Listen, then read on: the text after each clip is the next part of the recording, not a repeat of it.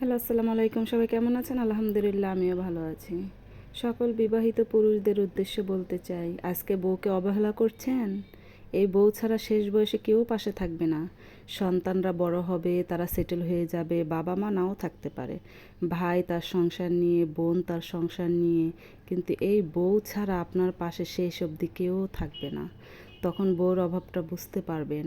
এখন অবহেলা করছেন, করেন, যত পারেন অবহেলা করেন, কিন্তু ভবিষ্যতের কথা একটু চিন্তা করবেন। এই বউ হয়েছে আপনার সব কিছু।